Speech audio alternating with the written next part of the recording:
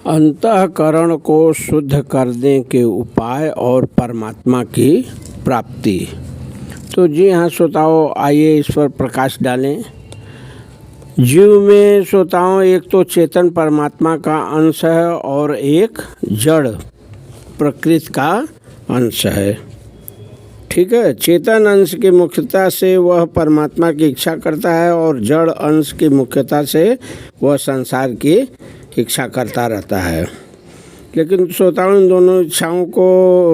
दोनों इच्छाओं में परमात्मा की इच्छा तो पूरी होने वाली है, लेकिन श्रोताओं संसार की इच्छा कभी पूरी होने वाली नहीं है। ये होने वाली है ही नहीं। कुछ सांसारिक इच्छाओं की पूर्ति होती हुई दिखने पर भी वास्तव में उसकी निवृत्ति नहीं होती, परंतु संसार की आसक्ति के कारण नई नई कामनाएं पैदा होती रहती है। तो श्रोताओं, यहाँ पर देखा जाए तो वास्तव में सांसारिक इच्छाओं की पूर्ति अर्थात सांसारिक वस्तुओं की प्राप्ति इच्छा के अधीन नहीं है, प्रयुक्त कर्म के अधीन है। लेकिन श्रोताओं, परमात्मा की प्राप्ति कर्म के अधीन नहीं है। स्वयं की उत्कृष्ट अभिलाषा मात्र से परमात्मा की प्राप्ति हो जाती है। श्रोताओं, बहुत इम्पॉर्टेंट है। इसका कारण है क्या? कारण यह है श्रोताओं कि प्रत्येक कर्म का आदि और अंत होता है, इसलिए उसका फल भी आदि अंत वाला ही होता है। तो श्रोताओं, इस प्रकार परमात्मा प्राप्ति चाहने वाले साधक के लिए साधन की दो शैलियाँ हैं। इसको अंतःकरण को शुद्ध करने के लिए भी आप को मिलेगा इसमें से एक। तो जिस शैली में अंतःकरण की प्रधानता रहती है अर्थात जिसमें साधक जड़ता की सहायता लेकर साधन करता है, उसको करण सापेक्ष शैली नाम से श्रोताओं जाना जाता है। और जिस शैली में स्वयं की प्रधानता रहती है अर्थात जिसमें साधक आरंभ से ही जड़ता की सहायता न लेकर स्वयं से साधन करता है, उसको करण निरपेक्ष शैली नाम से जाना जाता है श्रोताओं। ठीक है श्रोताओं, तो इन दोनों शैलियों में चार मुख्य श्रोताओं भेद है। जैसे जान लीजिए जो है करण सापेक्ष शैली और करण निरपेक्ष शैली, दो बताया गया जो है मुख्य जो है। तो एक क्या भेद है जो है, चार मुख्य जान लीजिए जो है। जैसे श्रोताओं, करण सापेक्ष शैली में जड़ता का मतलब शरीर, इंद्रिय, मन, बुद्धि, तो जड़ता का आश्रय लेना पड़ता है करण सापेक्ष शैली में श्रोताओं। लेकिन करण निरपेक्ष शैली में श्रोताओं जड़ता का आश्रय नहीं लेना पड़ता।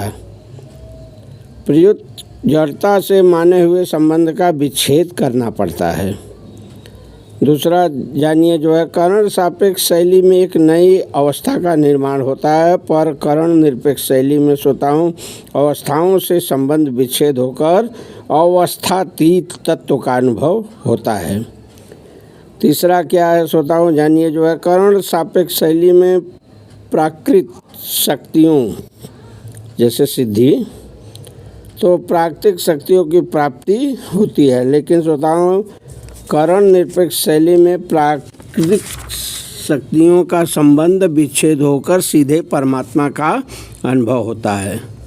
चौथा जानिए, करण सापेक्ष शैली में कभी तत्काल सिद्धि नहीं मिलती श्रोताओं, लेकिन करण निरपेक्ष शैली में जड़ता से सर्वथा संबंध विच्छेद होने पर, अपने स्वरूप में स्थिर होने पर अथवा भगवान के शरण होने पर तत्काल सिद्धि मिल जाती है।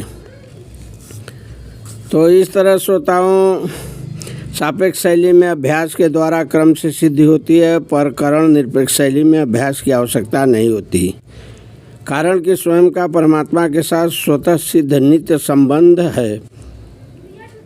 भगवान से संबंध श्रोताओं मानने अथवा जानने में अभ्यास की आवश्यकता नहीं है।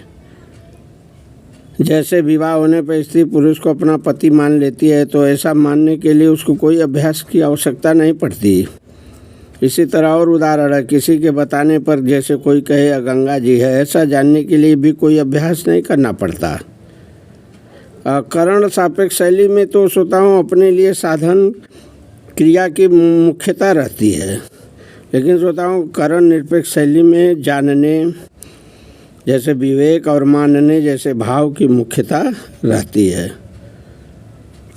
तो इस तरह श्रोताओं, साधन की करण निरपेक्ष शैली सबके लिए समान रूप से उपयोगी है। क्यों? क्योंकि इसमें किसी विशेष योग्यता, परिस्थिति आदि की आवश्यकता नहीं है।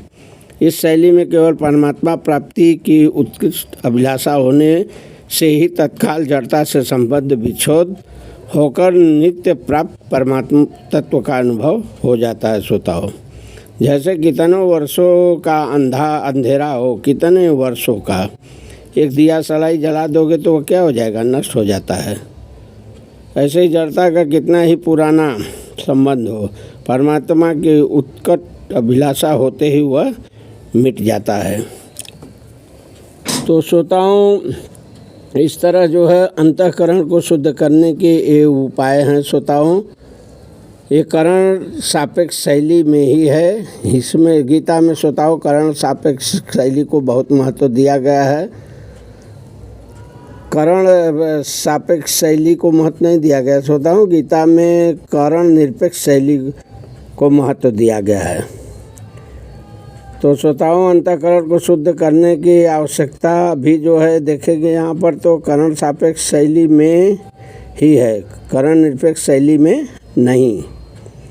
जैसे कलम बढ़िया होने से लिखाई तो बढ़िया हो सकती है, लेकिन लेखक बढ़िया नहीं हो जाता। ऐसे ही करण शुद्ध होने से क्रियाएं तो शुद्ध हो सकती हैं, पर कर्ता शुद्ध नहीं हो जाता। कर्ता शुद्ध होता है अंतःकरण से संबंध विच्छेद होने से, क्योंकि अंतःकरण से अपना संबंध मानना ही मूल अशुद्धि है। तो श्रोताओं, इस तरह से कथाएं लंबी जो है बढ़ती जा रही हैं, विस्तार से प्रकाश यहाँ पर डाल दिया गया। अब यहीं पर जो है ब्रेक लगा दिया जा रहा है। एक बार प्रेम से बोलिए श्री कृष्ण भगवान की जय।